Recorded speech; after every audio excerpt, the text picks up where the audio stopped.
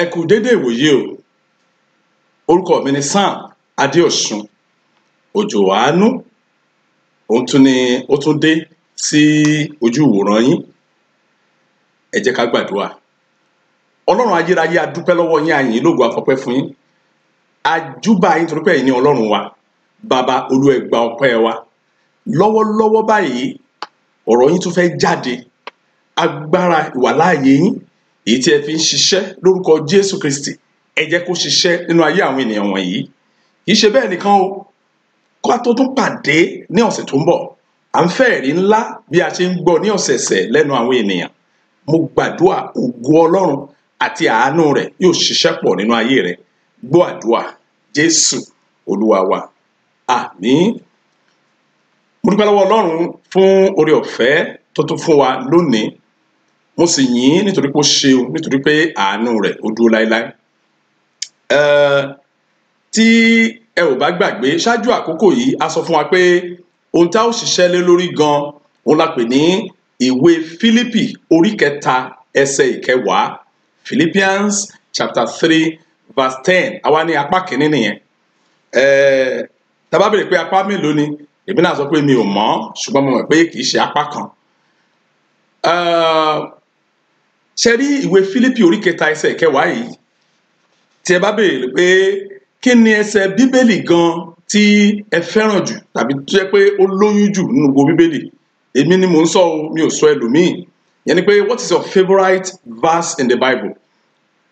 Kì í ṣe èmi nìkan ni màá dáhùn ìbéèrè yẹn. Mo ní ọ̀pọ̀lọpọ̀ ènìyàn tó mọ̀ mí dáadáa tí wọ́n mọ̀ pé my favourite verse is the book of Philippians chapter 3 verse 10. Everything about Christianity, everything about Christ is loaded in that passage. Mo sì gbàdúrà pé Ọlọ́run yóò tún ṣí wa ní òye ọ̀rọ̀ rẹ̀, yóò fi ọ̀rọ̀ rẹ̀ yé wa lẹ́ẹ̀kan sí láti mọ̀ ọ́ gan personally, láti mọ̀ ohun tí Ọlọ́run jẹ́ àti bí ó ṣe fẹ́ kí a lo ìgbé ayé wa nínú ayé yìí. Mo sì gbàdúrà pé lẹ́yìn àdúrà yìí àti àwọn àdúrà tí wọ́n gan fúnra ẹ máa rí mú nínú ẹ̀, wà á rí ojú rere Ọlọ́run. Ẹ jẹ́ ká lọ sínú ìwé Fílípì ọ̀hún, ẹ jẹ́ ká lọ kà á. Kí ni Bíbélì sọ gan nínú ìwé Fílípì orí 3 ẹsẹ̀ 10. Philippians chapter 3 verse 10. Bíbélì wípé kí èmi kí ó lè mọ̀ àti agbára àjíǹde rẹ̀ àti alábàápín nínú ìyà rẹ̀ nígbà tí mo bá fara mọ́ ikú rẹ̀. Ẹ jẹ́ tún kà fún wa ní èdè òyìnbó. The Bible says that I may know him and his power of his resurrection and the fellowship of his suffering, having made conformable unto his death. Kí èmi kí ó lè mọ̀ ẹ̀rí àti agbára àjíǹde rẹ̀ àti alábàápín nínú ìyà rẹ̀ nígbà tí mo bá fara mọ́ ikú rẹ̀. Apọ́sítélì bàbá wa, apọ́sítélì Paul ló ń sọ̀rọ̀ níbí yìí. Ó ní kóun lè mọ̀ ta ni? Kóun lè mọ̀ Jésù. Kóun lè mọ̀ Jésù. Ẹ wá gbọ́ nínú a ní apá kìíní nìyí, kò ní ṣeé ṣe fún mi láti sọ̀rọ̀ lórí gbogbo ẹsẹ̀ yìí lónìí. Ọ̀rọ̀ àkọ́kọ́ ni mo fẹ́ ṣe lé lórí ńbẹ̀. Òun náà ni mo pè ní kí èmi kí ó lè mọ̀. Kí èmi kí ó, yẹn ni pé apọ́sítélì Paul ó fẹ́ mọ̀ Jésù. Mo wá farabalẹ̀ nígbà tí mo ka ọ̀rọ̀ yẹn débẹ̀, mo wò pé ṣé apọ́sítélì Paul kò mọ̀ Jésù ni? At that point in time tó ń sọ̀rọ̀, ṣé apọ́sítélì Paul ṣé kò mọ̀ Jésù ni? Ó mọ̀ dáadáa. Ṣé ká sọ pé kò gbórúkọ ẹ̀ rí ni? Tàbí kò rí personally gẹ́gẹ́ bí àwọn ọ̀jọ̀gbọ́n Bíbélì? Wọ́n ní ó mọ̀ ọ́, ṣùgbọ́n dẹ̀ sọ pé kí èmi kí ó lè mọ̀. Afárábalẹ̀ wo pé ìgbà wo gan ló kọ ìwé yìí? Ẹ̀rí àwọn ọ̀jọ̀gbọ́n sọ pé ó kọ ní AD 60 to 62. Ẹgbẹ́ láàrin ọdún méjì yẹn, wọn ò lè pinpoint pé ọjọ́ báyìí tàbí oṣù báyìí, ṣùgbọ́n wọ́n mọ̀ pé láàrin ọdún méjì yẹn òun ni apostoli Paul tí wọ́n kọ ìwé yìí sí àwọn ará Fílípì. Paul wá ń sọ fún wa wípé kí òun kí ó lè mọ̀, ṣùgbọ́n mo rí ìdáhùn kan, mo tún rí kinní kan tó jọ, ẹ jẹ́ ká sáré lọ wò ó. Mo rí kinní kan tó jọ ọ̀rọ̀ tí apostoli Paul sọ yẹn nígbà tó di ọdún 4 sí àsìkò yẹn, nígbà tí ó ń kọ ìwé sí Timothy. Yẹn ni pé tá bá lọ sínú ìwé Timothy kejì orí 1 ẹsẹ̀ 11, Timothy kejì orí 1 ẹsẹ̀ 11, that is 2 Timothy chapter 1 verse 12 Paul kan náà yìí ó ní ó ṣàlàyé ó ní nítorí ìdí èyí tí èmi ṣe ń jìyà wọ̀nyí pẹ̀lú ṣùgbọ́n ojú kò tì mí nítorí èmi mọ ẹni tí èmi gbàgbọ́. Àbẹ́rí kí ni yẹn mú àfarabalẹ̀ mo kíyèsí ní around AD 60 to AD 62 Apostole Paul sọ fún wa wípé kí èmi kí ó lè mọ̀ ṣùgbọ́n lọ́dún 4 sígbà yẹn ó ní èmi mọ ẹni tí èmi gbàgbọ́. Wọ́n á farabalẹ̀ pé a jẹ́ pé there is a level of knowing someone. Ẹ pé ìpele ni lèyàn gbà mọ̀yàn. Nígbà tí a jókòó táwa ń wòye rẹ̀ àwa rí pé yóò fẹ́ ó tó ọ̀nà 4 gbáko tí ènìyàn fi mọ̀yàn. Àbẹ́gbọ́ mo ní ó tó ọ̀nà 4 gbáko tí ènìyàn fi mọ̀yàn. Òun náà la fẹ́ ṣiṣẹ́ lénìí lágbára Ọlọ́run. Mo sì ń sọ fún ọ pé nígbà tí ìpàdé àdúrà ẹ̀ bá máa parí wàá mọ Jésù gan ní ọ̀nà tó yẹ kó gbà mọ́. Ẹ jẹ́ ká sáré wo ọ̀nà 4 ọ̀hún torí pé iṣẹ́ wa pọ̀ gan lónìí.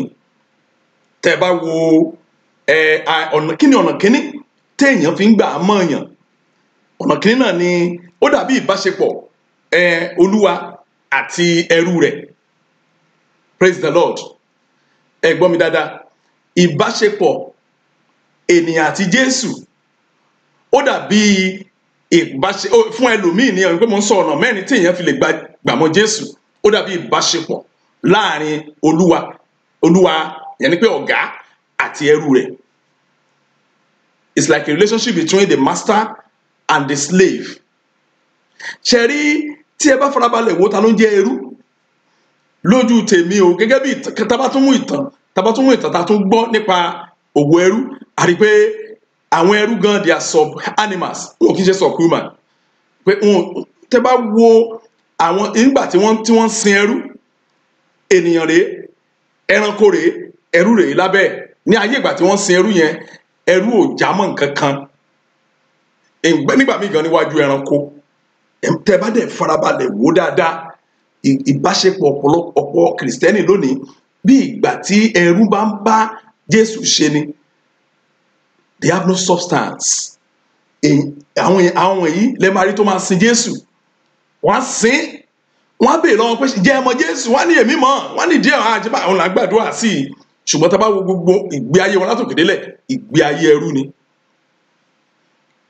Mo gbàdúrà tí a bá rí ẹnikẹ́ni tí ò tí ì mọ̀ Jésù dé ìkóríta tó yẹ lónìí Ọlọ́run á ṣí níyè á sì bẹ̀rẹ̀ sí gbádùn Jésù lórúkọ Jésù Kristi.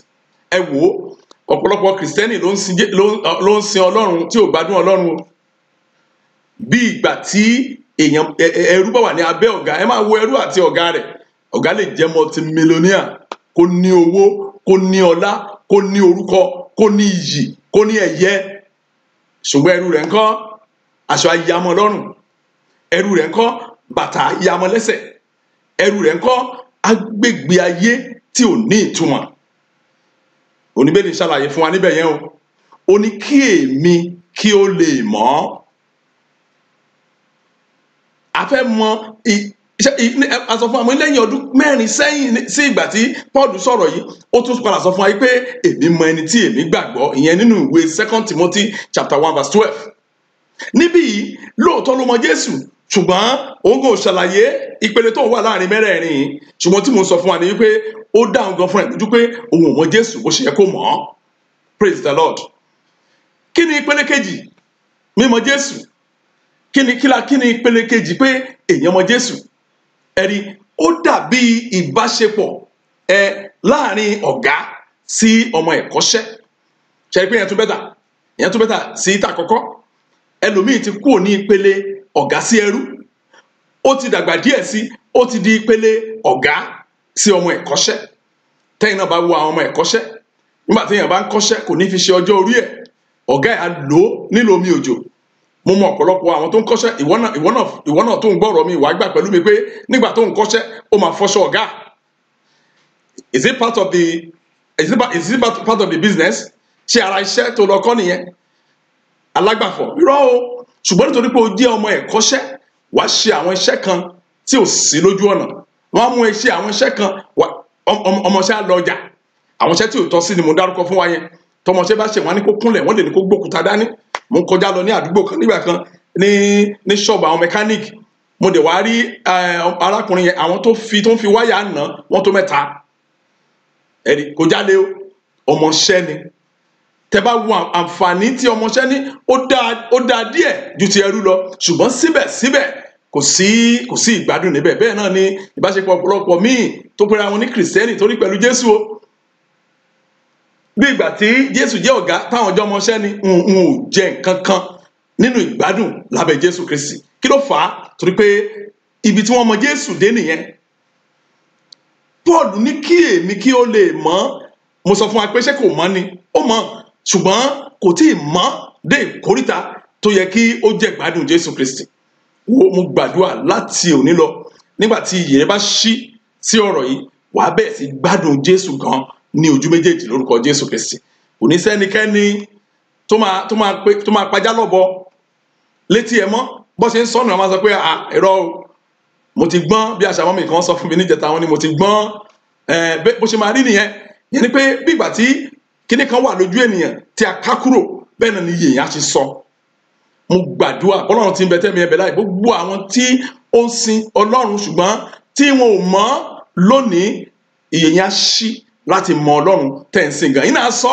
bí bàbá wa Paul ṣe sọ tó ní èmi mọ ẹni tí èmi gbàgbọ́ ẹ jẹ́ ká tún sún sókè díẹ̀ mo ní ọ̀rọ̀ fẹ́ pọ̀ díẹ̀ lénìí mo lè ti sọ fún wa ṣe rí ètò yìí kì í ṣe ẹnìkan bèbè lọ́wọ́ mo sọ́njẹ́ ọ ní ẹgbọ́n náà ó dàbí pé Bible study là ń ṣe yìí pé ẹja tẹ̀síwájú ẹ̀ mo ní kì í ṣe Bible study kì í ṣe ìpàdé àdúrà sán ohun tó túmọ̀ sí ní ìṣíníyè ẹ rí i pé ìgbà tá a máa ń ṣe ohun àánú wa yẹn wọ́n sọ pé abdébì kan ẹgbọ́n ohun ẹnìkan tá a sọ pé ìgbaniníyànjú ìró ara ẹni sókè àti bẹ́ẹ̀ bẹ́ẹ̀ lọ nǹkan tó kó o náà lè mọ bó o ṣe máa gbàdúrà tá a bá ti ní kókó àdúrà kan àlàyé la fẹ́ ṣe kó o lè mọ bó o ṣe máa gbàdúrà lódìdí ọ̀sẹ̀ kan yẹn ẹ jẹ́ ká bọ́ sí ìpele tó kàn ká tún wò ó bóyá ibi tẹ́ ọ̀pọ̀lọpọ̀ wá dé dúró nìyẹn ẹ̀rí ṣẹ́rí ìbáṣepọ̀ ìgbélé kẹta nìyẹn ṣẹ́rí ìbáṣepọ̀ ọ̀pọ̀lọpọ̀ kìrìsìtẹ́nì ó dàbí ìbáṣepọ̀ ọ̀gá sí ẹni tó ń ṣiṣẹ́ lábẹ́ it's like a relationship between the boss and the workers under him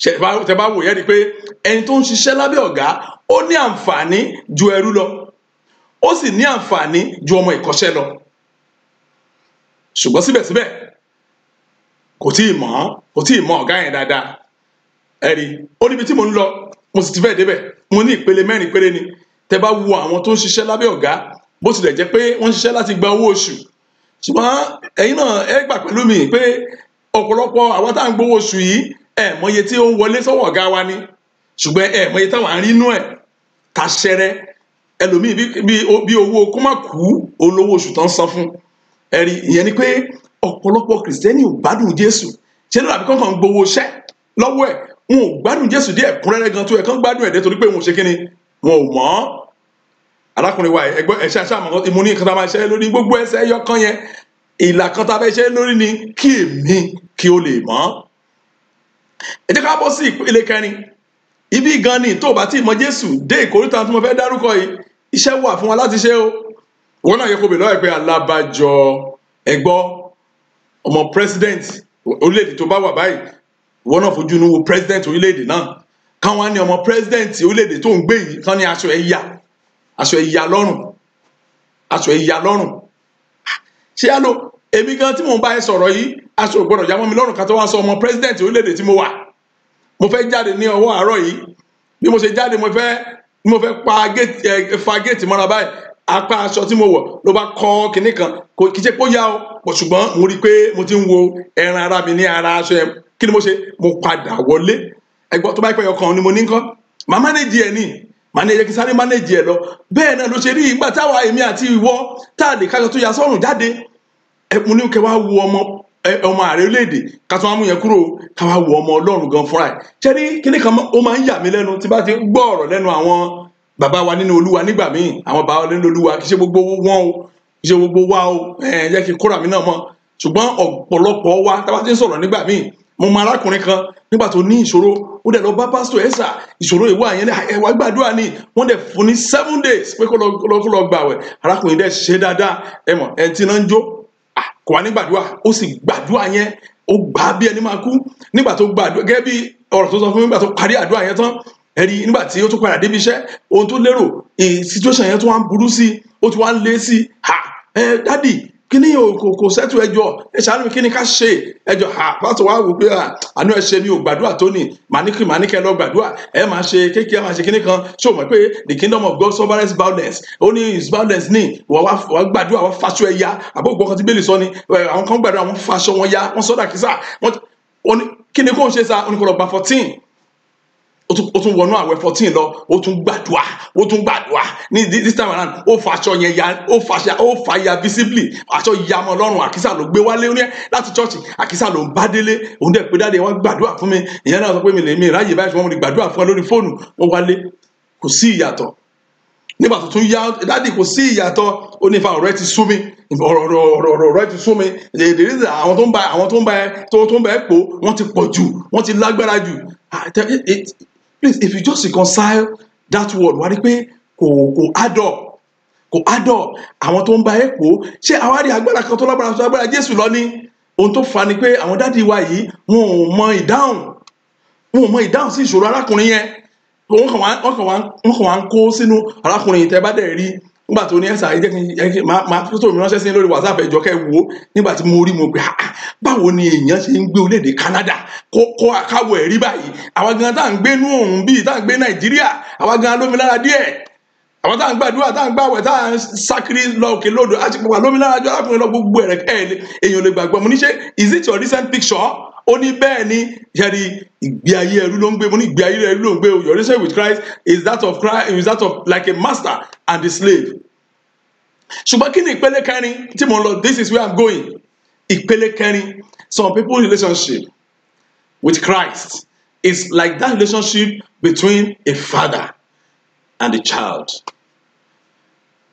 gbogbo àlàpẹ̀rẹ̀ ní ọmọ Ọlọ́run àbí màá túmọ̀ nǹkan tó pè ní ọmọ Ọlọ́run fún wa lénìí pẹ̀lú nǹkan tí èmi àti ẹ̀ mọ̀ dáadáa praise the Lord ó dàbí ìbáṣepọ̀ láàrin bàbá sí ọmọ ẹ̀ tá a bá ti dé ìkóríta yẹn a ò lè gbádùn Ọlọ́run kì í ṣèpè tá a bá dé ìkóríta yẹn èyí tí a bá fi pàdé ìránṣẹ́ Ọlọ́run tó máa ràn wá lọ́wọ́ láti bá wa gbàdúrà wo máa kí n tẹ̀ ẹ́ èyí tá a tún gbowó lọ́wọ́ ẹ̀ òun wà tún pàdé tá a bá ti dé ìkóríta yẹn èèyàn á máa gbàdúrà ṣá kò ní rí nǹkan kan tá a bá ti dé ìkóríta yẹn ayé bá wà lálẹ́ ìtorí mo èmi náà ń wo aago mo sì ń pa gbogbo ẹ̀ pọ̀ tí màá sọ fún wa báwo ni ṣe wá ń di ọmọ Ọlọ́run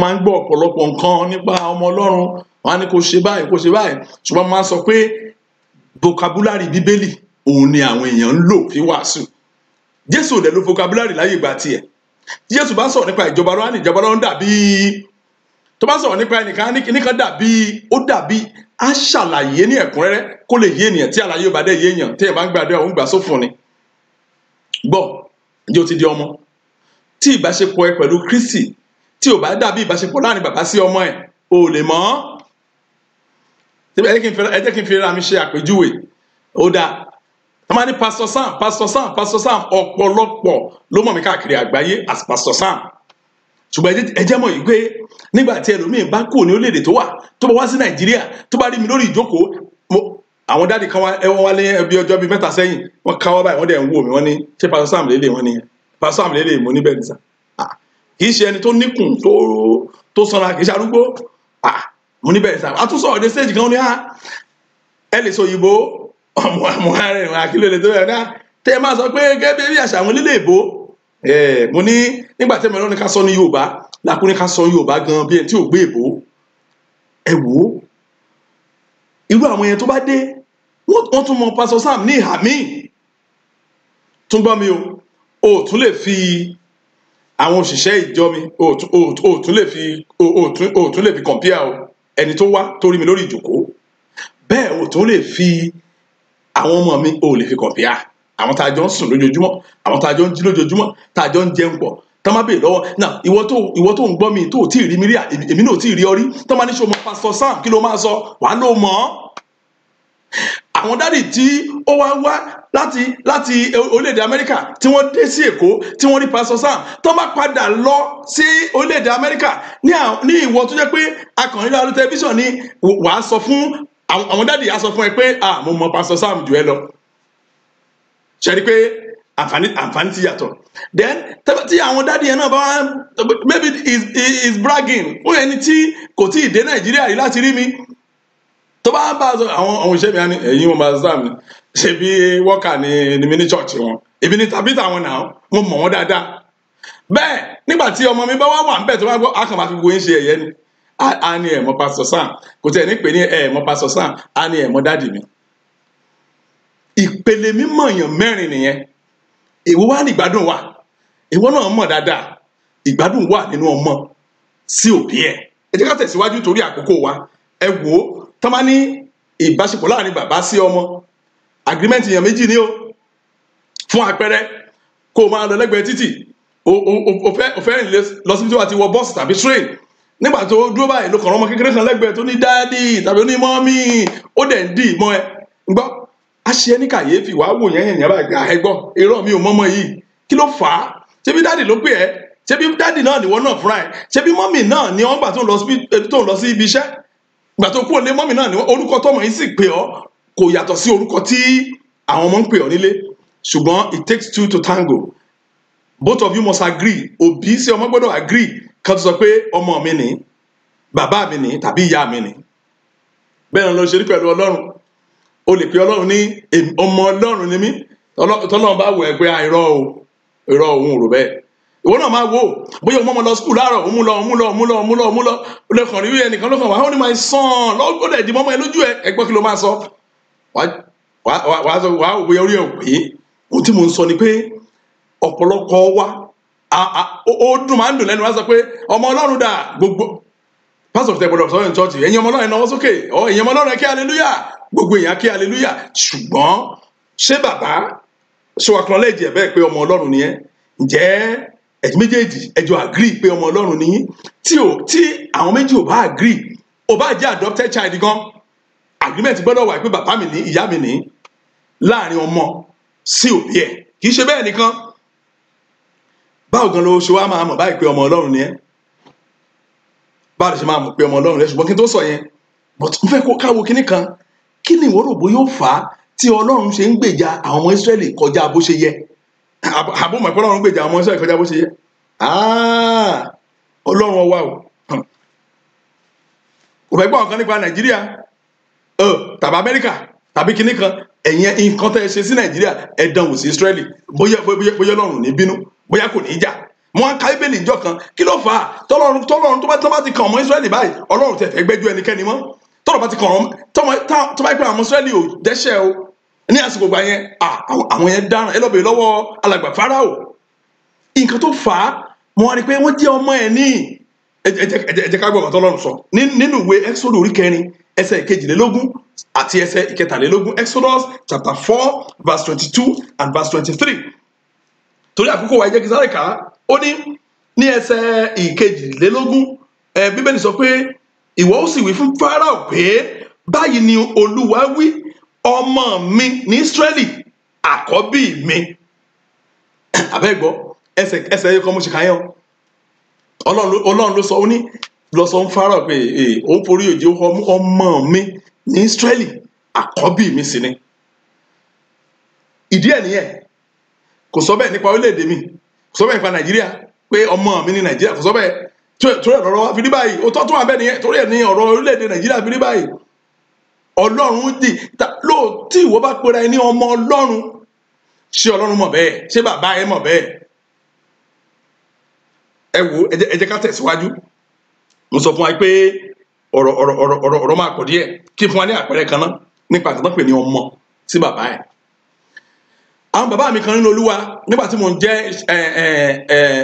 pásítọ̀ lábẹ́ iṣẹ́ ìránṣẹ́ wọn àwọn ni olùdásílẹ̀ àwọn sì ní general overseer ṣé náà bá wa nínú Olúwa yìí Ọlọ́run ti pè wọ́n báyìí tí ó ti jẹ́ àṣà àwọn pásítọ̀ àbá ti bá wọn sọ̀rọ̀ a máa ń try láti respect wọn kì í ṣe pé torí pé a respect wọn torí pé wọ́n jẹ́ ènìyàn ṣùgbọ́n a respect torí pé wọ́n jẹ́ olùdásílẹ̀ ìjọ wa wọ́n jẹ́ bàbá wa nínú Olúwa wọ́n dẹ̀ jẹ́ àgbàlagbà gidi ni wọ́n wọ́n wà sínú wọn lọ́jọ́ kan èmi àti wọn jọ ń sọ̀rọ̀ wọ́n bá mi sọ̀rọ̀ pé máa rìn lọ sí ìlú kan ní Èkìtì state o wọ́n níbẹ̀ ni wọ́n ní èlò ní owó mọ́tò ṣẹ̀mọ̀ ọ̀gá wa ni wọ́n nǹkan tó bá fún mi náà ni kò sówó lọ́mi o wọ́n á fún mi lówó ṣàdéhùn tán fún mi yẹn ṣàdédé gérégé owó mọ́tò ni tí àwọn onímọ́tò bá yarí pé iye tó ń gbé ní 10 naira 15 naira máa gbé èmi máa fi yẹn kún ṣùgbọ́n torí pé kì í ṣe bàbá mi máa gbọ́ bàbá mi náà sí ní o bàbá mi nínú Olúwa ní o ṣùgbọ́n kì í ṣe bàbá mi bẹ́ẹ̀ ni òótọ́ tó wà ń bẹ̀ nìyẹn lóòótọ́ bàbá là ń pè wọ́n adẹ̀ ń bu iyì bàbá náà fún wọn ṣùgbọ́n àwọn Yorùbá máa ń pòwe kan wọ́n ní oko kì í jẹ́ bàbá àtọmọ kó má làálàá bẹ́ẹ̀ owó yẹn ni mo apply níbí mo ní owó tán fún mi ó gbé mi lọ síbi tí wọ́n rán mi lọ ó sì gbé mi bọ̀ ní déédéé iye tó jẹ́ in fact kò lè sí luxury láàrin ẹ̀ bóyá kàn wù mí pé ibi tó yẹ kí n lọ jẹ́ kí n gọ̀kadà bóyá kàn wù mí pé ó jẹ́ kí n ra nǹkan jẹ nínú mọ́tò mo ń sọ fún wa pé tí onímọ́tò bá fi owó kún níbi tí wọ́n rán mi lọ bọ̀ yìí èmi mú láti fi tèmi kún ibi tí mo ń lọ rèé ẹ wò nígbà tí a ti ń sọ ọ̀rọ̀ tí mo ń ka owó yẹn mo ń calculate pé wẹ́ mo sì máa rówó sí ó sì máa ṣe kíní kan bàbá èmi ò ní mi tó bá tẹ̀ bẹ́ẹ̀ náà ni ọmọ wọn wọlé dé obìnrin lọ́wọ́ yẹn ó ń lọ school ní University of Maiduguri lọ́mọ yẹn ti ń lọ school nígbà tó wọ́n yẹn dé ọmọ yẹn ní dádì kí ni tí mo wè lọ́yìn dà máa gbọ́ o owó ni ọmọ ìbéè lọ bàbá ẹ o owó lèmi náà béè lọ́wọ́ bàbá o bàbá mi náà o bàbá ọmọ yìí bàbá tèmi náà ní o wọ́n bẹ wọ́n ní ó kílẹ̀ fún mi yẹn nípa ló wà ń bẹ náà ṣe bí 30,000 ló wà ń bẹ 30,000 envelope yẹn bó ṣe bó ṣe sanra tó ó kàn jù sílẹ̀ ní díẹ̀ ní owó yẹn fọ́n jáde ó kàn bínú ni ló bínú lọ this ló bá dé òyìnbó burúkú bọ́lẹ̀ this is what I've been telling you as I arrived last week and I told you how much I needed and now you are giving 30,000 where do you want me to ló dẹ̀ bí lọ kí ni bàbá ẹ ṣe ó bẹ̀rẹ̀ sí pé wá ní sùúrù wà ní kó wá òde nìyẹn kí lèmi náà ṣe èmi náà fẹnu sí sísítà ẹ máa bọ̀ jàre kíní kan mo máa bá a ṣa owó nílẹ̀ ẹ gbọ́ ṣé ìgbà tí wọ́n fún mi lówó mọ́tò yẹn èmi náà lè flingi ẹ̀ pé bàbá kí ni gbogbo eléyìí mo bí mo yẹ mọ́tò oníṣẹ́ mi ní jẹun ní mi ní mo mu pure water lọ́nà ní ṣé mo lè sọ yẹn kí ló fà á kì í ṣe bàbá mi mo gbàdúrà pé ẹ̀kọ́ ìyà yé wa láti mọ̀ bá ṣe máa gbé ìgbé ayé wa ká lè gbé ìgbé ayé wa náà pẹ̀lú Ọlọ́run ní ẹ̀kúnrẹ́rẹ́ ká lè rí gbogbo ẹ̀gbà tí kìí ṣe díẹ̀ tí kìí ṣe ìrúnrún ẹ̀rí ìbáṣepọ̀ èmi àti bàbá olùdásílẹ̀ mi yẹn ìbáṣepọ̀ wa ò ju ìbáṣepọ̀ láàrin ọ̀gá sí ẹni tó ń ṣiṣẹ́ lábẹ́ so there will be limitations a níbi tá a gbọ́dọ̀ bá dé ẹ wò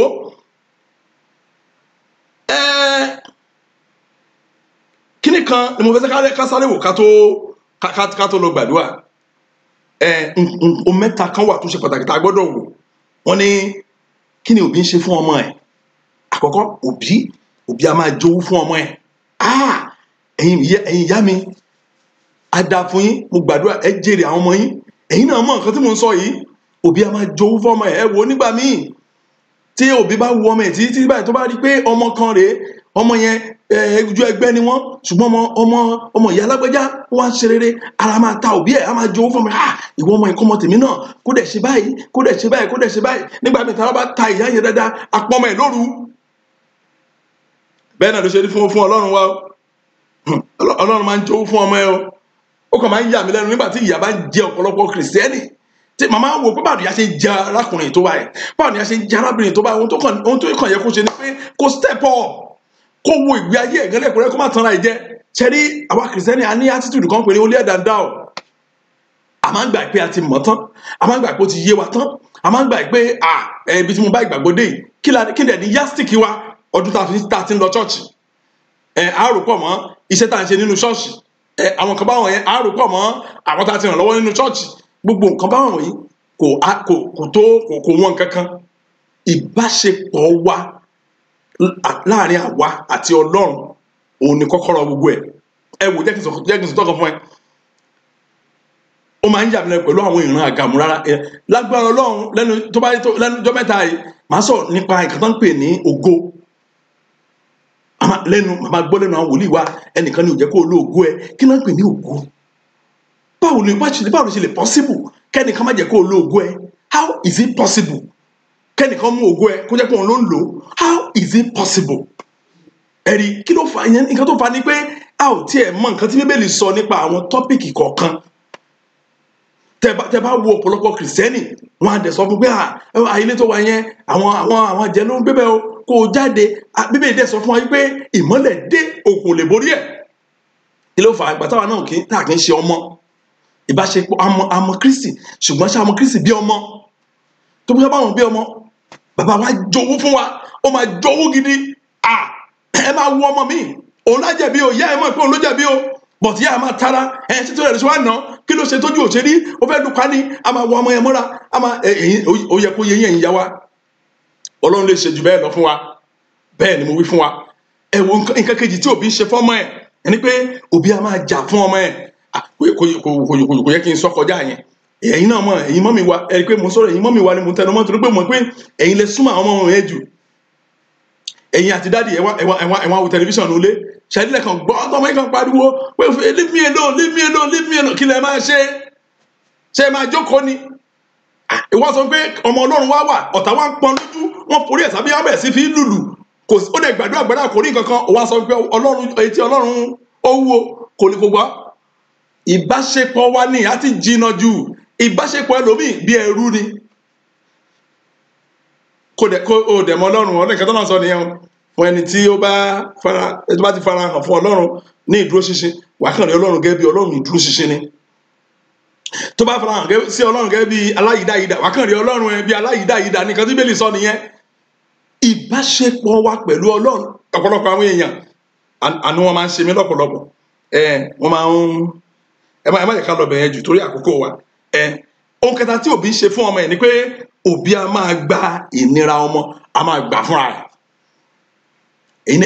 Ẹ̀yin ìyá mi ẹ farabalẹ̀ kẹ́ kíyèsí ọ̀rọ̀ mi o, ọ̀rọ̀ yìí lè má yí àwa bàbá o, ṣùgbọ́n mo farabalẹ̀ study àwọn ìyá, máa jókòó máa wá wo àwọn pàápàá nígbà tí ara ọmọ òun bá dá, bó ṣe jẹ́ pé ọmọ yẹn pain ó ń la pain kọjá, ìyá dẹ̀ máa pain ìyá máa ju tọmọ yẹn lọ transfer. Mo rí dáàdì kan tó sọ fún mi jọ kan pé sà, irú nǹkan tó ń ṣe ọmọ yẹn kọ́ ló ń gbé sóhun lára kọ́mọ yẹn ní àlàáfíà. Abẹ́rí iṣẹ́ òbí nìyẹn. Tó bá yẹ pé alábàáṣiṣẹ́pọ̀ ni, a kàn lọ kí lọ́sípítù ní àìpẹ̀lẹ́ wa, ọba kẹ́dùn, ó ń lọ ní ẹ̀nìyẹn yẹn ni kó bá jẹun alẹ́, ó lọ jẹun tí ẹ̀nìyẹn. Tó yẹ pé ẹrú ni ó tẹ̀lé má kí gan, a tún jágbe mọ́. Ẹ̀rí a sọ pé ọ̀gá mi lè ráyè wálé ni, kí ló dé tó fi ráyè wá, ọ̀rẹ́ mi ó rẹ̀ ẹ́ wo, bó ṣe purọ́ nìyẹn ó rẹ̀ ẹ́ wo. Ṣùgbọ́n tó yẹ pé ọmọ tiẹ̀ ni ọmọ ìkọ́ṣẹ́ ẹ̀ ló sọ bẹ́ẹ̀ fún o, tó wọ́n bá ọmọ tiẹ̀ ní tó kàn jílà lọ́kànrán ọkọ̀rún jó kàn ṣe wá ní kí ló ṣe é, wà á ti lọ máa gbé yóò lánú ẹ wà á ti máa kí sí bíbọ̀ lẹ́nu. Kí ló fà á? Torí pé o jẹ́ kí ni, o jẹ́ òbí sí ọmọ yẹn, kì í ṣe ojúṣàájú, torí pé o jẹ́ òbí ni, ẹran ara ẹni. Abẹ́rí mo sọ fún ẹ, mo ní kẹta ni pé òbí a máa gba ìnira ọmọ, agbàmọ́ra nígbà tí àwọn ọmọ wa bá pass through àwọn kan tí wọ́n dùn sí, the emotional pain we weigh us down. Ìbànújẹ́ ọgbẹ́ nínú ọkàn lọ́hùn á ṣe ara wa rọ̀. Àwọn náà máa wò pé kí ló dé, kí ló ṣọmọ yẹn. Abẹ́rí nǹkan mẹ́ta tí òbí ń ṣe ni, nǹkan mẹ́ta tí òbí ń ṣe fún ọmọ ẹ̀, òun náà ni Ọlọ́run ṣetán àti ṣe fún àwa kìrìsìtẹ́nì tí a bá dúró lórí ipò tá a bá mọ̀ débi tí ó yẹ ká mọ̀ dé. Abẹ́rí jẹ́ tẹ̀síwájú, báwo la ṣe wá di ọmọ Ọlọ́run gan-an? Tẹ́ ẹ máa gbé àwọn ọmọ Ọlọ́run ni mí o, ṣe rí lẹ́nìí tí bá ti wo àwa kìrìsìtẹ́nì títí máa dẹ̀ dárẹ́ ni. Àwọn ọmọ mi á sọ pé kí ló dé, wà ní ògbó kan tẹ́ni ń sọ lẹ́nu ni, máa gbọ́ láláyé ta tún wá wáyé, wọ́n ti wá ní oríṣiríṣi orúkọ fún un. I am a regenerated Christian, I am a born again Christian, I am a ó mà ṣe o, kò sí orúkọ méjì tó ń jẹ́ ọmọ Ọlọ́run ń jẹ́, gbogbo vocabulary yẹn ò ní nǹkan kan ṣe pẹ̀lú Ọlọ́run, Sàtánì gan inú ẹ̀ ń dùn ni. Abẹ́rí ẹsẹ̀ méjì kan ló jẹ́ ká rí àṣírí yẹn pé kí lèèyàn gan lè ṣe kó tó di ọmọ. Ẹ ká sáré wò, a ó rí nǹkan mẹ́ta ni, mo ní nǹkan mẹ́ta yẹn dẹ̀ wà nínú ẹsẹ̀ méjì Bíbélì, ṣùgbọ́n ẹ jẹ́ ká wo ẹsẹ̀ ti àkọ́kọ́ níbẹ̀, báwo ni a ṣe ń di ọmọ gan. Ẹ jẹ́ ká sínú ìwé Jòhánù orí kìíní ẹsẹ̀ 12, mọ̀ pé ó ti kárí dáadáa, wà á ti kárí dáadáa. I can assure you pé ó ti kárí. John chapter 1 verse 12. ẹ farabalẹ̀ gbọ́ à ń kà dáadáa lójoojúmọ́ o ṣùgbọ́n àfarabalẹ̀ study ẹ̀. Bíbélì sọ wípé ní ẹsẹ̀ 12 yẹn ó ní ṣùgbọ́n iye àwọn tí ó gbà á àwọn ni ó fi agbára fún láti di ọmọ Ọlọ́run, àní àwọn náà tí ó gba orúkọ rẹ̀ gbọ́. Iye àwọn tó gbà á, iye àwọn tó gba orúkọ rẹ̀ gbọ́, àwọn ni Ọlọ́run fún ní agbára láti jẹ́ ọmọ ẹ̀. Ẹ jẹ́ ká kà lóyìnbó náà bóyá ó máa yé wa dé. King James Version ni mo ní bì. The Bible says, but as many as received him, to them gave he power to become the sons of God, even to them that believe on his name. Nǹkan méjì kan nìyẹn. Àwọn tó gbà á àtàwọn tó gba orúkọ rẹ̀ gbọ́. Àwọn tó gbàgbọ́. Ẹ wo tí má bèèrè lọ́wọ́ tí bá gbé kíláàsì láwà báyìí kínní, ẹ dákun ẹ̀yin wo lẹ gba Jésù gbọ́? Gbogbo wa la máa nawọ́ sókè, ṣùgbọ́n lọ́kàn ara wa àwa náà bẹ̀bẹ̀ pé a ò gbà á gbọ́. Ẹ mọ̀ kan tó túmọ̀ sí ni kéèyàn gba Jésù gbọ́. Mo sọ fún wa nínú ètò kan wípé tó o bá ti gbọ́ lẹ́nu pásítọ̀ kan tó bá sọ fún ẹ pé kí ló ń pè ní ìgbàgbọ́? Ìgbàgbọ́ ò nígbàgbọ́, gbàgbọ́ kọ́ lọ́run ti ṣe, ìyẹn ló ń pè ní ìgbàgbọ́, irọ́ ló pa. A jẹ́ pé kò mọ̀ kan tí Bíbélì sọ. Ìgbàgbọ́ kì í ṣe pé Ọlọ́run ti ṣe, ọ̀rọ̀ yẹn ò tiẹ̀ túmọ̀ sí ìgbàgbọ́ rárá. Ohun tí ìgbàgbọ́ túmọ̀ sí ni wípé bí Ọlọ́run bá ṣe, bí Ọlọ́run ò bá ṣe, òun nìkan ni Ọlọ́run mi. Kò tó ń jẹ́ ìgbàgbọ́ nìyẹn. A lè rí lára àwọn bàbá wa nínú Olúwa nínú Bíbélì. Tá bá wo àwọn Hébérù mẹ́ta yẹn, àlàyé tí mo ṣe ń jọ́ yẹn nìyẹn. Tá bá wo àwọn Hébérù mẹ́ta yẹn, àwọn yẹn gba Jésù gbọ́, wọ́n tún gbàgbọ́ nínú orúkọ ẹ̀. Ó yàtọ̀ sí lackadaisical Christianity tí a bá kiri lónìí. Ẹ̀rẹ̀ lómi pé mọ́mí àrí chọ́ọ̀chì náà ní kò tẹ̀ sówó lọ́wọ́ mi kò blame wọn náà, bàjẹ́ pé ní chọ́ọ̀chì wọ́n sọ wọn pé tó bá lówó gbọ́dọ̀ wá chọ́ọ̀chì. Bàjẹ́ pé wọ́n sọ wọn chọ́ọ̀chì pé gbogbo ìpàdé náà ní kán na owó sókè. Ìtìjú á dẹ̀ mú yàn nígbà tí wọ́n ní mo náwó sókè tó rówó náà tó rọ́wọ́ náà sókè.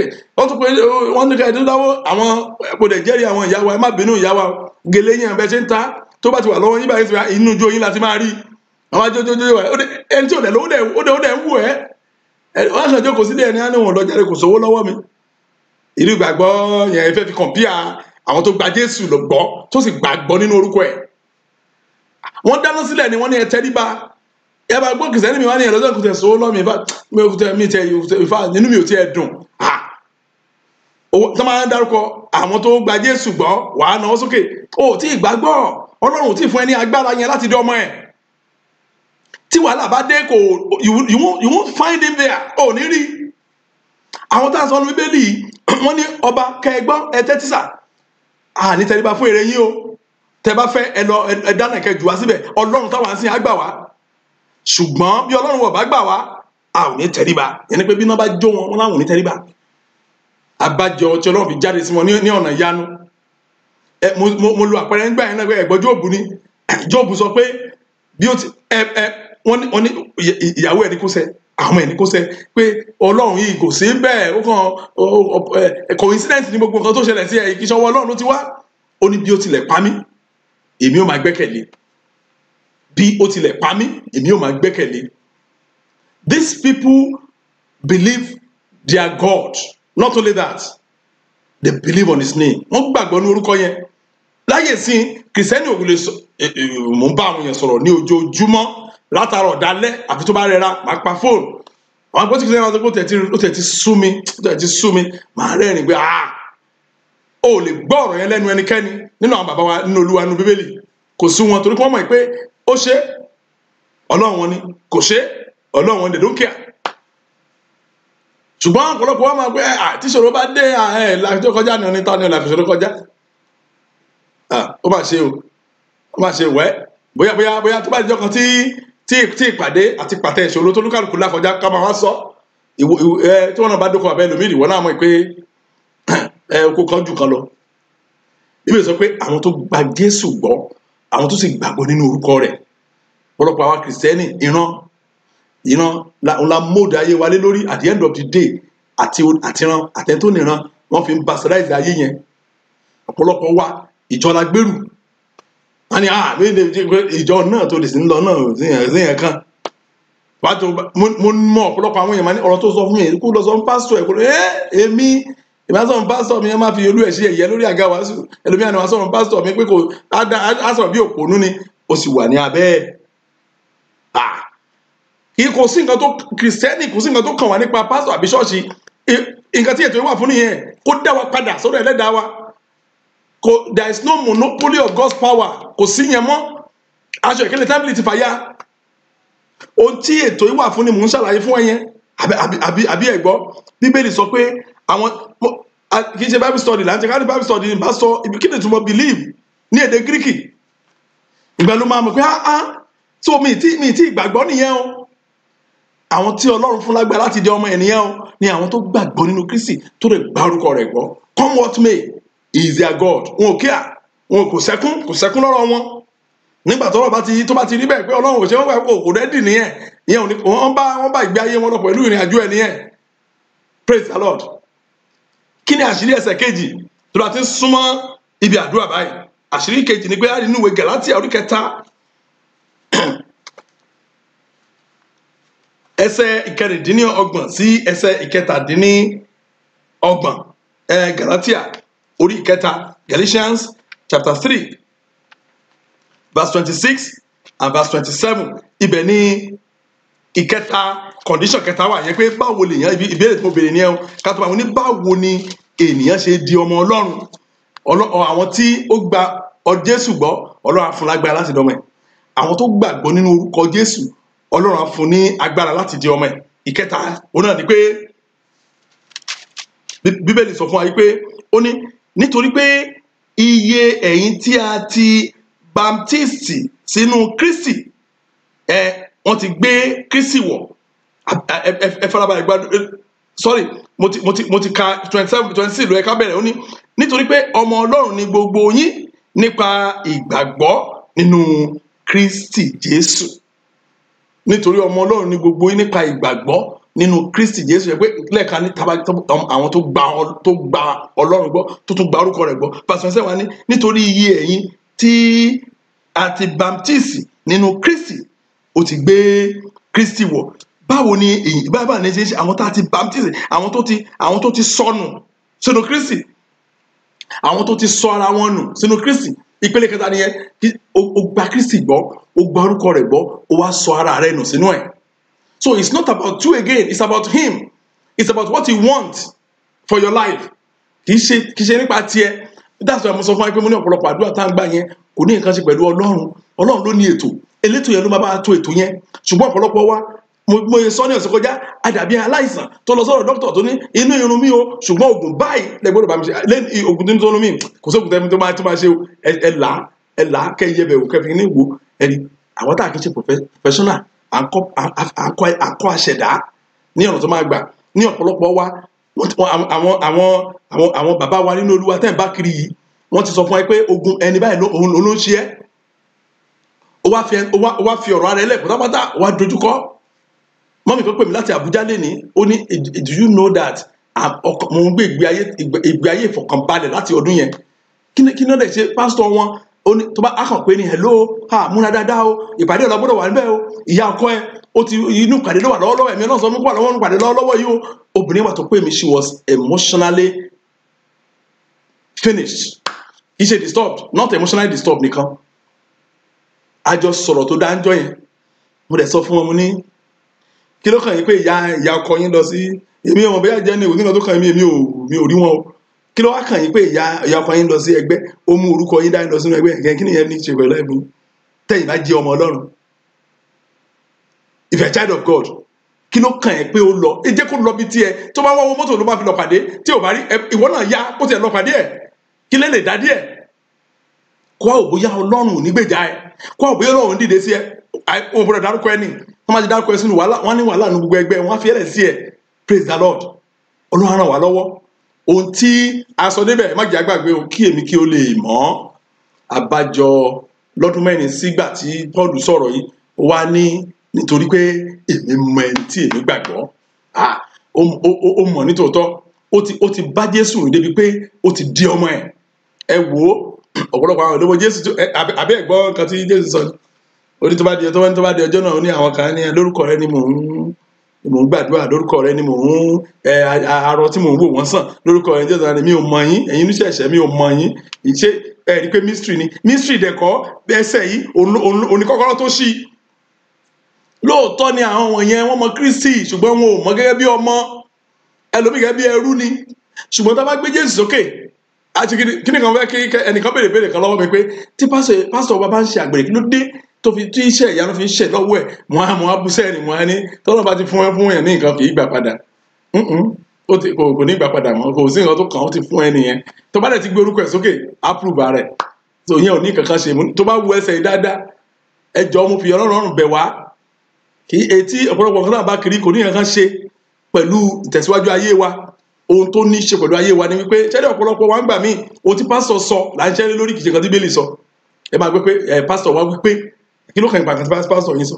O mọ ìjọ kan tó gbé ní ìjọ Bèríà ni, tí pásítọ̀ bá ti sọ blasphemy, tí pásítọ̀ kan bá ti wá ṣọ́ọ̀ṣì wọn, tí pásítọ̀ bá wọn á lọ wò wọ́n, tó bá délé wọn á lọ wò ó bóyá kan tán sọ fún wọn lẹ́ẹ̀kan yẹn bóyá ó wà nínú ọ̀rọ̀ Ọlọ́run. Ọ̀nà àbáyọ nìyẹn o. Ọ̀nà àbáyọ tẹ̀ fi ń bọ́ nínú ogun ayé nìyẹn o. Tẹ́ ẹ bá jẹ́ ọmọ Ọlọ́run ó tán o. Àṣírí tú, àṣírí ọ̀tá tú gbé. Tẹ́ ẹ bá jẹ́ ọmọ Ọlọ́run kò sí nǹkan tó kàn yín pé má lọ ìlú, kí ló dé tó òfin ní lọ ìlú ibẹ̀ kan náà ti bí ẹni, kí ló dé tó òfin ní rìn tiẹ̀. Ìwọ ẹni tí ó bá yáwó òun ló ń pẹ́ kọ́rọ́, ẹni tó jẹ gbèsè òun ló ń pẹ́ kọ́rọ́, ẹni tó yáyàn lówó kì í pẹ́ kọ́rọ́. Bẹ́ẹ̀ ló ṣe rí pẹ̀lú Ọlọ́run. Ọlọ́run á ràn wá lọ lórúkọ Jésù. Ẹ wò ẹ jẹ́ á gbàdúrà, tí ó bá tún di ọjọ́ iwájú tí àyè bá wà á kọjú sí eléyìí. Wọ́n tó gbàdúrà yẹn, àdúrà wa ò pọ̀, ìtura ni mo ṣe lo àǹfààní ìdí ẹ pé ìṣẹ́jú bíi 15 á fi gbàdúrà. Ṣùgbọ́n wọ́n fẹ́ sáré sọ kíkan fún wa, ìbéèrè ti pọ̀jù lórí ètò tí ọ̀sẹ̀ kọjá nípa olùrànlọ́wọ́. Lágbọ́ Ọlọ́run we visit it. Àwọn kan wà tí mo fẹ́ ṣàlàyé fún ẹ nípa olùrànlọ́wọ́, mo sì gbàdúrà pé Ọlọ́run á gbé ìrànlọ́wọ́ dé fún wa. Ṣùgbọ́n lónìí ohun tí a sọ ni pé kí èmi kí o lè mọ̀, if you step up, God will step in into your life.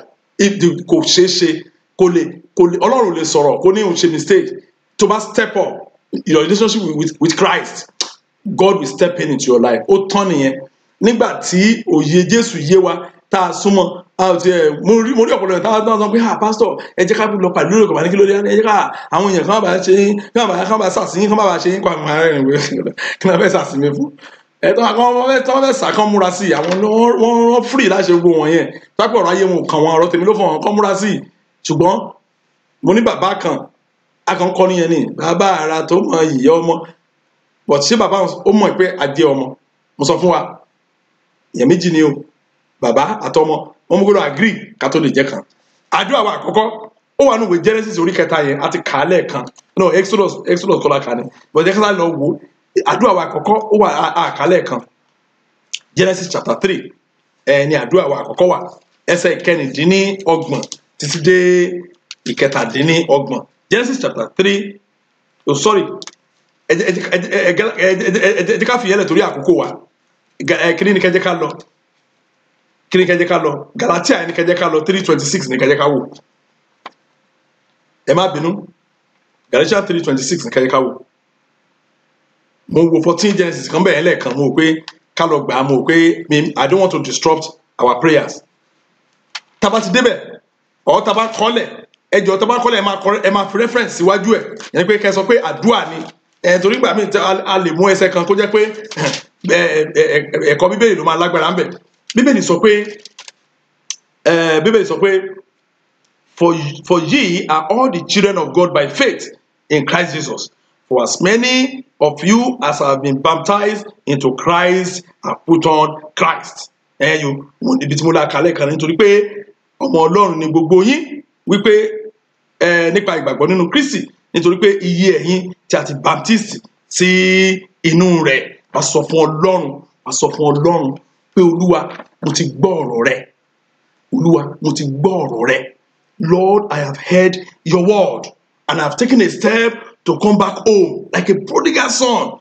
I take back my sonship position in Jesus' name. Nǹkan tí mo sọ níbẹ̀ ni pé Olúwa mo ti gbọ́ ọ̀rọ̀ rẹ, èmi ti wá padà sílé báyìí bí ọmọ onínàkúnà láti gba ipò mi gẹ́gẹ́ bí ọmọ. Ẹ jẹ́ á gbàdúrà bẹ́ẹ̀ ní orúkọ Jésù, ní orúkọ Jésù. Ọlọ́run ayérayé o, a ti sọ̀rọ̀ yín fún àwọn ènìyàn wọ̀nyí, wọ́n sì ti gbọ́ ọ̀rọ̀ rẹ̀.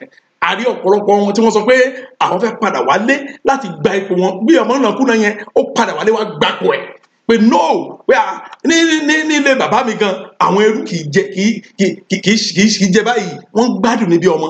Ó wá gba ipò ọmọ padà. Mo gbàdúrà ní orúkọ Jésù Kristi, agbára tí àwọn ènìyàn wọ̀nyí tí wọ́n fi padà wálé wá gba ipò wọn ní gẹ́gẹ́ bí ọmọ yín ní orúkọ Jésù ló fi fún wọn agbára tó ń kọ ẹ̀ṣẹ̀ sílẹ̀, agbára gbogbo ìgbé ayé kó jẹ́ pé bí mo ṣe fẹ́ rìn ní kì í ṣe nínú ìfẹ́ ti yín, lórúkọ Jésù ló fi òye rẹ̀ yé wọn. Gbọ́ àdúrà Jésù Kristi Olúwa wa, àmín. Mo fẹ́ kí sáré lọ wo ìwé Róòmù orí kẹjọ ẹsẹ̀ kẹẹ̀ẹ́dógún, Romans chapter 8 verse 15. Ìwé Róòmù orí ìkẹjọ ẹsẹ̀ kẹẹ̀ẹ́dógún.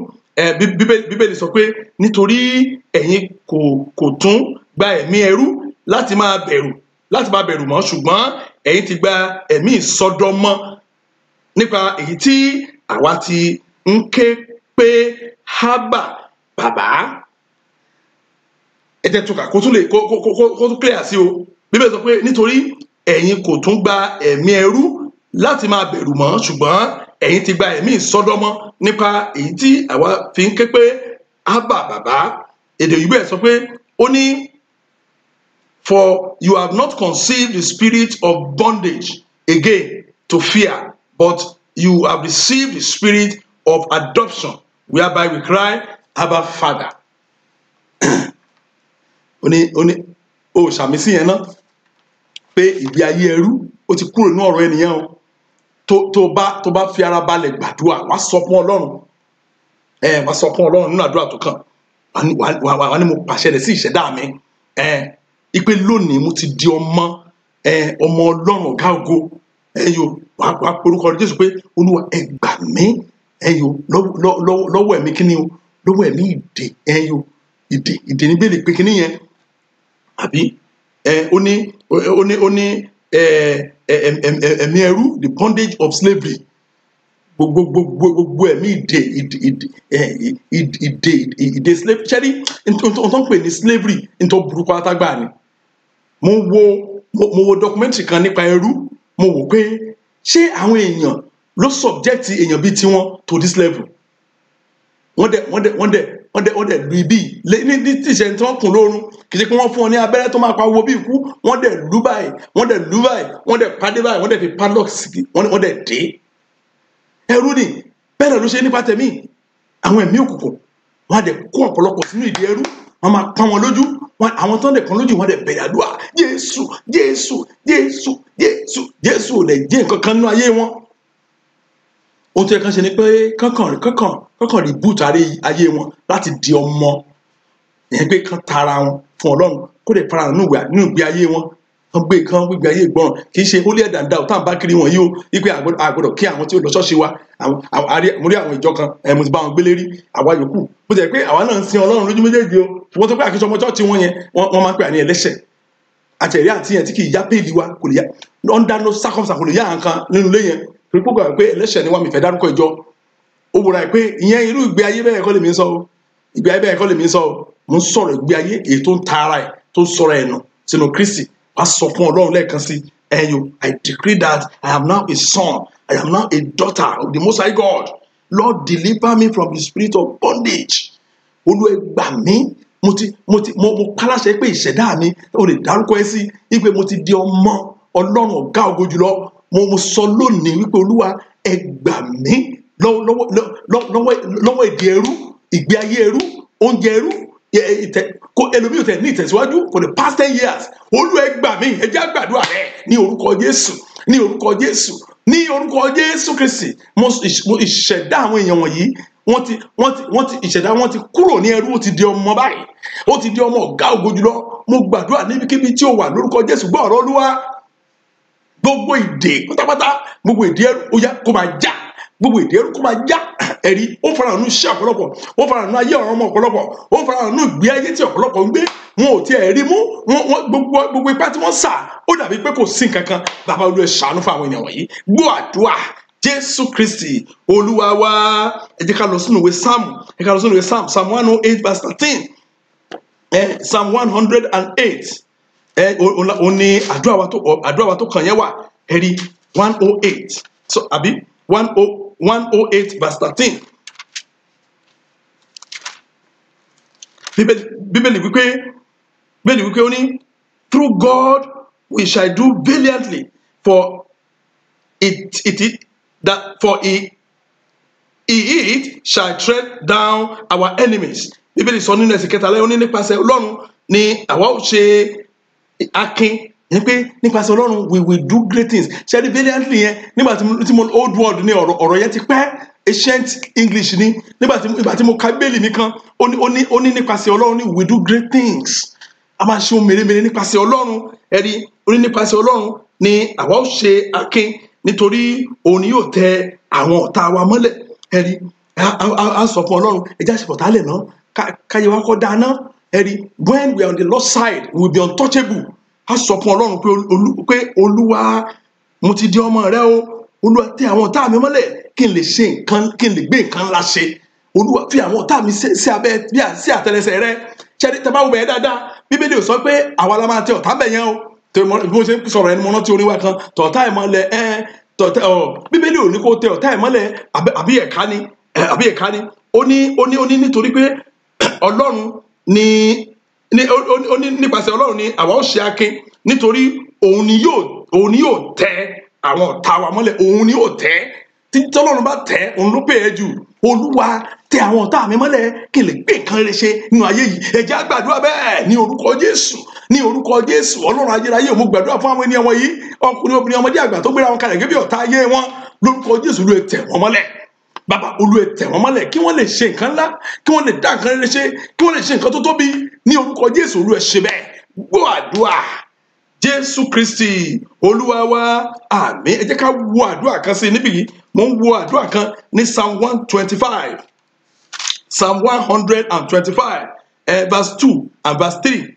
Bíbélì sọ pé bí òkè ńlá ti yí Jerusalem ká bẹ́ẹ̀ ni Olúwa yí àwọn ènìyàn rẹ̀ ká láti ìsinsìnyí lọ àti títí láéláé. Ọ̀rọ̀ yẹn ní agbára. Ìyẹn gan ti tó. Verse 2 yẹn ti tó.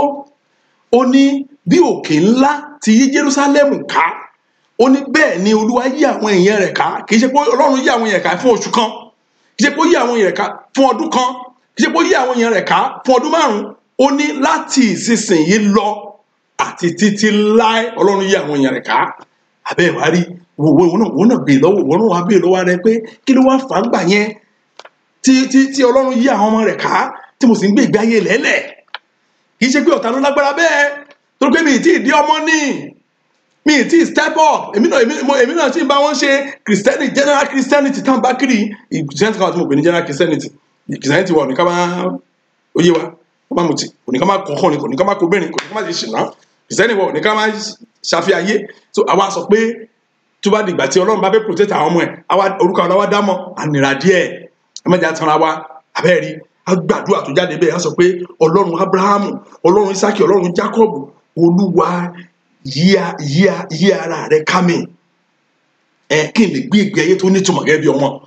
Yí ara rẹ ká mi kí n lè gbé ìgbé ayé tó nítumọ̀ gẹ́gẹ́ bí ọmọ. Ẹ jẹ́ á gbàdúrà bẹ́ẹ̀ ní orúkọ Jésù, ní orúkọ Jésù, ní orúkọ Jésù Kristi Bàbá Ọlọ́run ayérayé o. Olúwa yí ara rẹ ká mi, yí ara rẹ ká ayé mi ní orúkọ Jésù. Olúwa gbé ara rẹ sọ̀rọ̀ àdé ayé mi kí n lè gbé ìgbé ayé tó nítumọ̀ láyé yìí. Bàbá Olúwa jẹ́ kó rí bẹ́ẹ̀. Àwọn èèyàn tó ń gbọ́ mi, Olúwa yí ara rẹ ká wọn tọmọtọmọ, yí ara rẹ ká wọn tíṣẹ́tíṣẹ́, yí ara rẹ ká wọn gẹ́gẹ́ bí àwọn èèyàn kan máa ń sọ èdè tó lágbára wọn ní orúkọ Jésù Kristi. Olúwa ràn àwọn náà lọ́wọ́.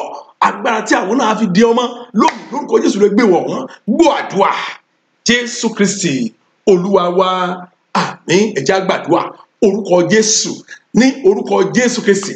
Ọlọ́run wa dúpẹ́ lọ́wọ́ yín, àyìn lógo fún àǹfààní tuntun tẹ́ fún wa yìí. Adúpẹ́ lọ́wọ́ torí pé aráyè gbàdúrà. Arákùnrin ẹni ní kí èmi kí ó lè mọ̀ ní ọdún mẹ́rin sígbà yẹn ó tún wá sọ̀rọ̀ kan ní mo mẹ́ni tí èmi gbàgbọ́. When he have a new experience of who our Lord is, when he have a new experience of he that created him.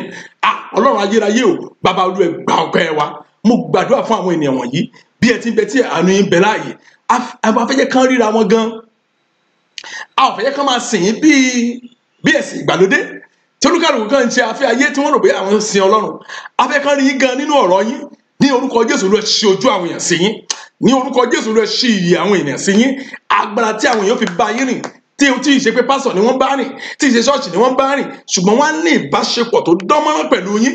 ìyẹn ò ní ká má lọ jọ́sìn inú ṣọ́ọ̀ṣì ṣùgbọ́n ní ìgbé ayé wọn ohun tí wọ́n làwọn jẹ́ ní kọ̀rọ̀ wọ́n á jẹ́ bẹ́ẹ̀ ní gbangba ohun tí wọ́n jẹ́ ní gbangba wọ́n á jẹ́ bẹ́ẹ̀ ní kọ̀rọ̀ kì í ṣe ìgbé ayé kọ̀rọ̀ ọ̀tọ̀ kì í ṣe ìgbé ayé gbangba ọ̀tọ̀ mo gbàdúrà lónìí bí Ọlọ́run ti ń bẹ tí ẹ̀mí ẹ̀ ń bẹ láàyè Ọlọ́run yóò ṣe ojú àwọn ènìyàn wọ̀nyí láti rí òun gan fúnra ẹ̀ lórúkọ Jésù Kristi bí ènìyàn bá ní ìbápàdé tó dánmọ́rán pẹ̀lú Ọlọ́run ìgbé ayé àwọ̀ ìyàtọ̀ mo gbàdúrà ìgbé ayé lórúkọ Jésù àwọ̀ ìyàtọ̀ lórúkọ Jésù Kristi ìgbé ayé iṣẹ́ rẹ yóò gba ìyàtọ̀ lórúkọ Jésù ìgbé ayé àwọn ọmọ rẹ yóò gba ìyàtọ̀ lórúkọ Jésù ìgbé ayé márèjì rẹ yóò gba ìyàtọ̀ lórúkọ Jésù Kristi mo gbàdúrà bí mo ṣe ń sọ ní ọ̀sẹ̀ẹ̀sẹ̀ tí a bá rí ẹnikẹ́ni èyí tí àìsàn ti sọ dẹrú ní orúkọ Jésù Kristi Ọlọ́run sọ ọ́ dọmọ lórúkọ Jésù Kristi Ọlọ́run ó tọ́jú yín lórúkọ Jésù Kristi tí a bá rí ẹni tí àìríṣẹ́ tó ti sọ dẹrú ní orúkọ Jésù Kristi Ọlọ́run yóò sọ ọ́ dọmọ lónìí Ọlọ́run yóò fún yín níṣẹ́ tó dára tí a bá rí ẹnikẹ́ni tó jẹ́ pé ní orílẹ̀-èdè tó wà dípò kó jọrọ bẹ̀ ìgbà tó máa kúrò ní ìlú tiẹ̀ lọ sí orílẹ̀-èdè yẹn ó ní high hopes ṣùgbọ́n ìgbà tó máa fi lọ ọdún méjì mẹ́ta òun gan regret ẹ̀ mo gbàdúrà Ọlọ́run yóò sọ ọ́ dọmọ tọ́lọ́ bá sọ ọ́ dọmọ tán yóò gbé ọ sí ìgbé ayé ìrọ̀rùn àánú Ọlọ́run lórúkọ yóò bá ọ gbé ògo rẹ̀ yóò farahàn gbọ́ àdúrà Jésù Kristi Olúwa wa àmín orí ọ̀fẹ́ Jésù Kristi Olúwa wa ìfẹ́mọ́ ti Ọlọ́run ìdàpọ̀ ti ènìyàn mímọ́ kó máa bá wa lọ kó pa wá mọ́ àwọn àdúrà tí a wà gbà lórí ètò ti àṣálẹ́ yìí Ọlọ́run ọ̀run yóò gbọ́ Ọlọ́run Abraham yóò dá ọ lóhùn Ọlọ́run Isaac yóò tẹ́tí Ọlọ́run Jacob yóò fiyè sí ọ ògo Ọlọ́run yóò farahàn gbọ́ àdúrà Jésù Kristi Olúwa wa àmín àmín àmín lórúkọ Jésù. Praise the Lord. Hallelujah. Amen.